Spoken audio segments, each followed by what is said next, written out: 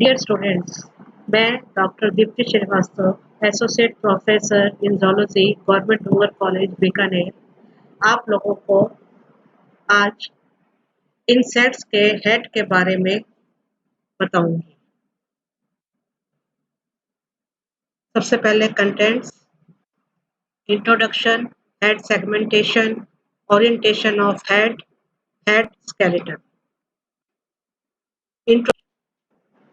The insect head is a hard, highly sclerotized, compact capsule bearing a group of feeding appendages around the mouth, sensory organs, and internally a major center of neuroendocrine coordination. जैसा कि मैंने आप लोगों को पिछले lecture में बताया था, इंसेक्ट की बॉडी हेड, थॉरैक्स व एब्डोमेन में डिवाइड होती है। सबसे एंटीरियर पार्ट हेड कहलाता है, जो कि एक हार्ड हाइलोस्क्लेरोटाइज्ड मतलब बहुत अधिक हार्ड, जिसमें काइटिन बहुत अधिक डिपॉजिट हो गया हो, कॉम्पैक्ट कैप्सूल है जिसमें फीडिंग अपेंडेजेस होते हैं, सेंसरी ऑर्गन्स होते हैं तथा आंतरिक रूप से यह न्यूरो एंडोक्राइन कोऑर्डिनेशन का एक मुख्य केंद्र है। ये देखिए एक इंसेक्ट, इसकी बॉडी हेड, थॉरैक्स और एब्डोमेन में डिवाइडेड दिख रही है। Head segmentation. According to phylogenetic considerations, the insect head is in fact a product of evolution and can be termed as syncephalon. Phylogenetic considerations के फाइलोजेनेटिक स्टडीज के अनुसार insect का head वास्तव में इवोल्यूशन का परिणाम है और इसको सिनसिफेलॉन कहा जा सकता है। यह दो पार्ट्स का, दो भागों का बना होता है, एंटीरियर प्रोसिफेलॉन तथा पोस्टीरियर ग्नेथोसिफेलॉन। प्रोसिफेलॉन, प्रो का मतलब एंटीरियर, अग्रभाग। सिफेलॉन सिफेलिक शब्द से बना हुआ है जिसका अर्थ होता है head. The procephalon represents pre-oral region of the head and bears two paired structures, the eyes and antennae.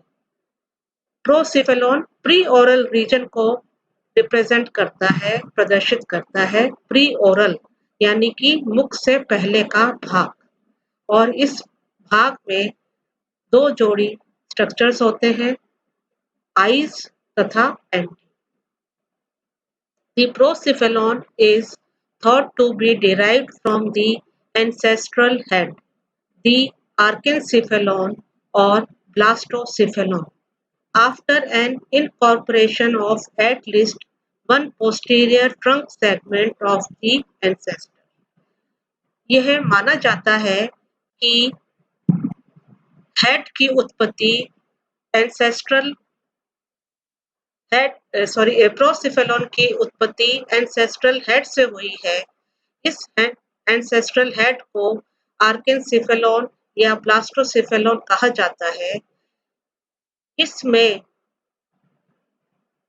कम से कम एक पोस्टीरियर ट्रंक सेगमेंट जुड़ जाता है, जिसके बाद हेड के प्रोसिफेलॉन भाग की उत्पत्ति होती है।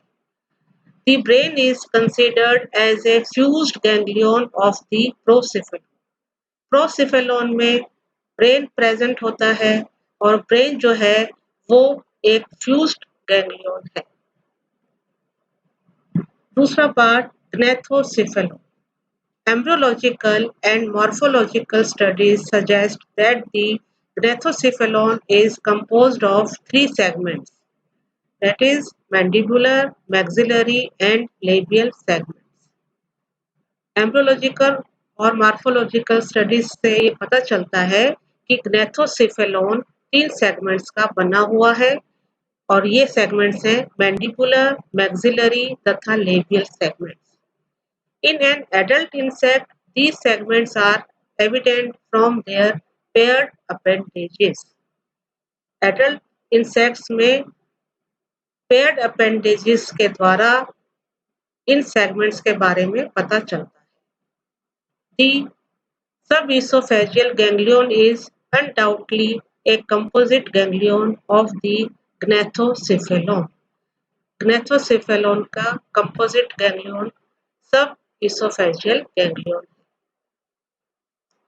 Based on the embryological studies, the segments of insect head are 6, such as pre-antennal segment, antennal segment, intercalary segment, mandibular segment, maxillary segment, labial segment. 3 आगे के ये सेगमेंट्स जो हैं प्री एंटीनल, एंटीनल तथा इंटरकैलरी, ये प्रोसिफेलोन के सेगमेंट्स हैं तथा मैंडिबुलर, मैक्सिलरी और लेबियल सेगमेंट ये ग्नेथोसिफेलोन के segment. Pre-antennary segment. It is recognized by its neuromere that forms procerebrum of the brain and embryonic appendages. Antennary segment. It is indicated by its neuromere that forms deuterocerebrum of the brain and its appendages are antennae. Intercalary segment. Intercalary segment is with feeding appendages which are homologous with antennae of crustacean and its neuromere tritocerebrum. Traces of this segment are found in most embryos. तो इन तीनों segments को इनके न्यूरोमियर्स द्वारा पहचाना जाता है. Pre एंटीनरी जैसे नाम से पता चल रहा है कि ये एंटीना से पहले के जब जिस सेगमेंट में एंटीना होते हैं उससे पहले का सेगमेंट है. एंटीनरी सेगमेंट यानी कि जिस सेगमेंट में एंटीना होते हैं तथा इंटरकैलरी जो कि इनके बीच का सेगमेंट है. Mandibular segment. It is indicated by its neuromere, the mandibular ganglion and its appendages, the first maxilla. Maxillary segment.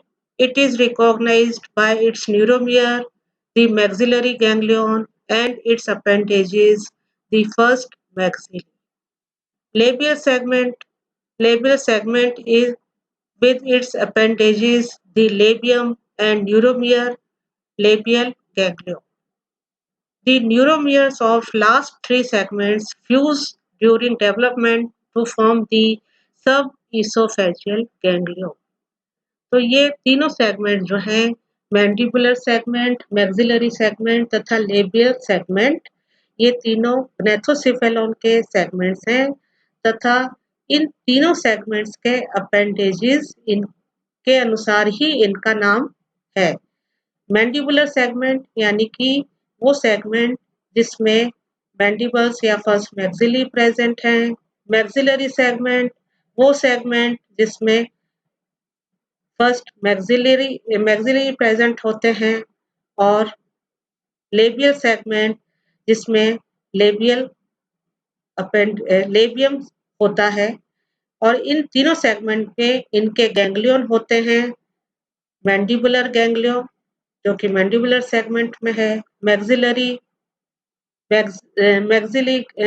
Ganglion जो कि मैक्सिलरी सेगमेंट में है तथा लेबियल गैंग्लियन जो कि लेबियल सेगमेंट में है. इन तीनों सेगमेंट्स के न्यूरोमियर्स डेवलपमेंट के दौरान फ्यूज होकर सब इसोफेजियल गैंग्लियन बनाते हैं.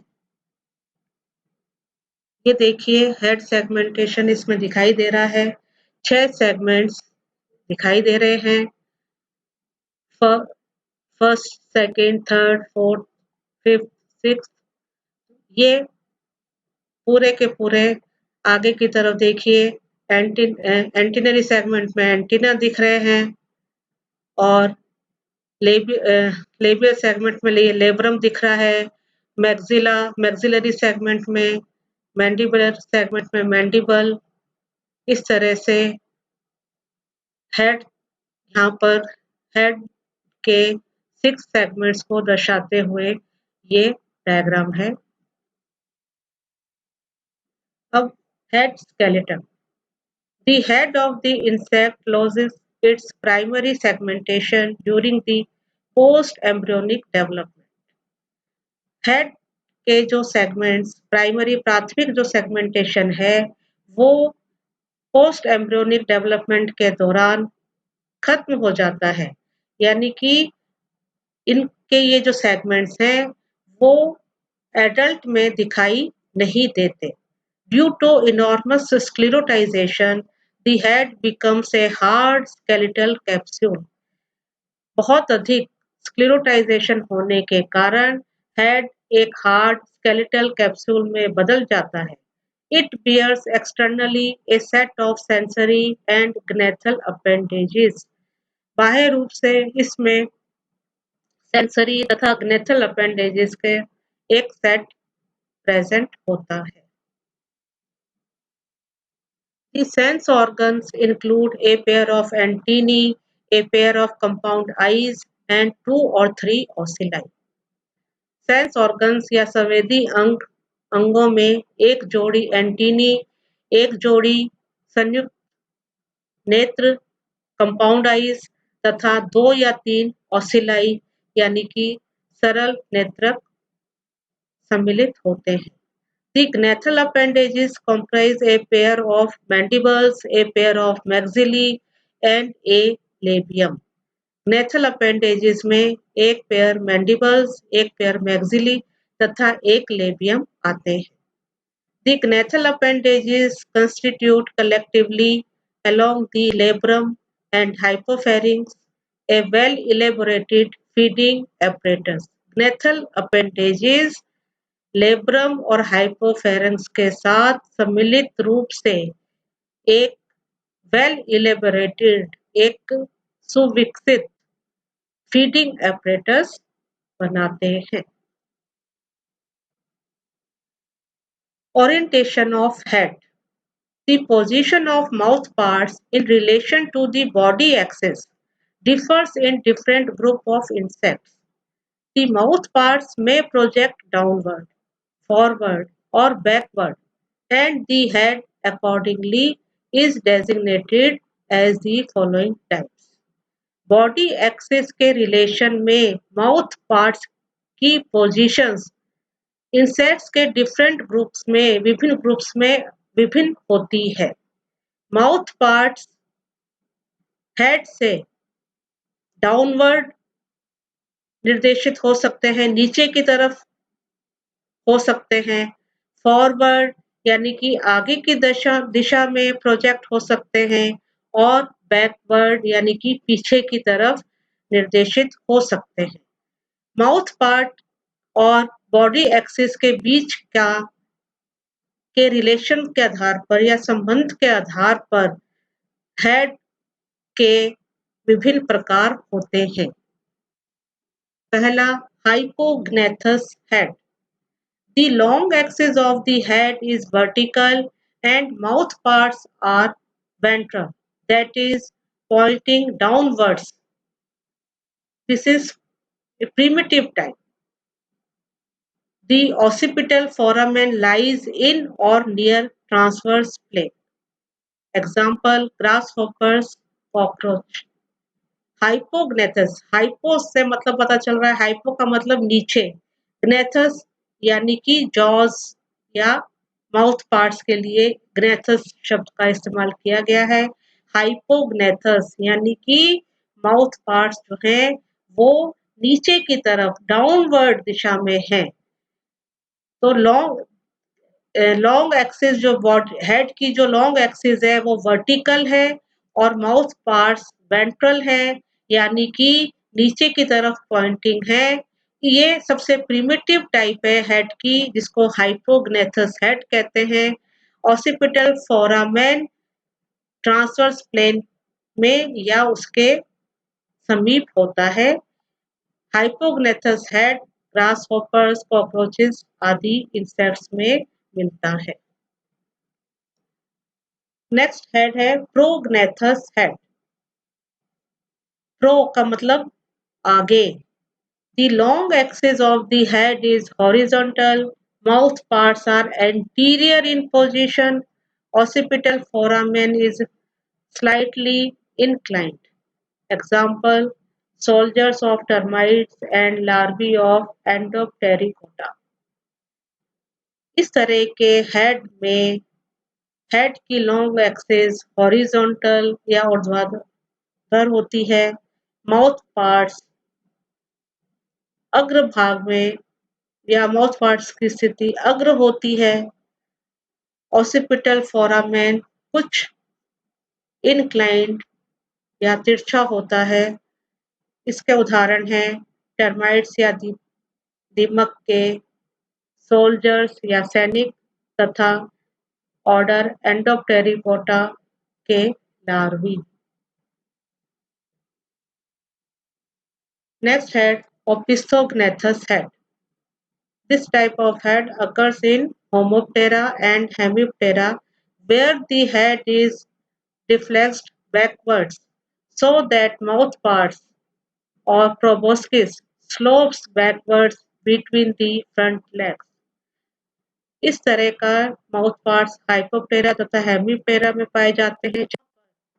हेड बैकवर्ड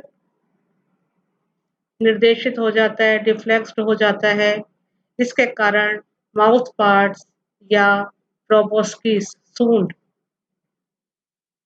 फ्रंट लेग्स के बीच में पीछे की तरफ स्लोप कर जाती है। इस तरह के हेड को ओपिस्थोग्नेथस हेड कहते हैं। देखिए यहाँ पर तीनों तरह के हेड इस डायग्राम में दिखाई दे रहे हैं। सबसे पहला हाइपोग्नेथस हेड, इसमें हम देखते हैं यहाँ पर माउथ पार्ट्स जो हैं वो ये देखिए नीचे की तरफ निर्देशित हैं। इस तरह के हेड को हाइपोग्नेथस हेड कहते हैं। ये बॉडी की लॉन्ग एक्सिस है और हेड यहाँ पर ये हेड और हेड के नीचे की तरफ ये माउथ पार्ट्स यानी कि नीचे की तरफ होने के कारण हाइपोग्नेथस हेड। दूसरे डायग्राम में हम देख रहे हैं कि प्रोग्नेथस, प्रो मतलब आगे, यहाँ पर माउथ पार्ट्स जो हैं वो हेड के आगे हैं यानी कि प्रोग्नेथस हेड। और तीसरे तरह के हेड को हम कहते हैं ओपिस्थोग्नेथस। इसमें माउथ पार्ट्स या प्रोबोस्किस, माउथ पार्ट्स में लंबी सूंड की तरह प्रोबोस्किस होती है जो कि फ्रंट लेग्स के बीच में से तिरछी स्लोप हो रही है। इस तरह के माउथ पार्ट्स को ओपिस्थोग्नेथस हेड कहते हैं। तो बॉडी एक्सिस और माउथ पार्ट्स के बीच के संबंधों के आधार पर हेड तीन प्रकार के हैं, हाइपोग्नेथस, प्रोग्नेथस एंड ओपिस्थोग्नेथस। तो आज मैंने आप लोगों को हेड के बारे में कुछ जानकारी दी। Thank you.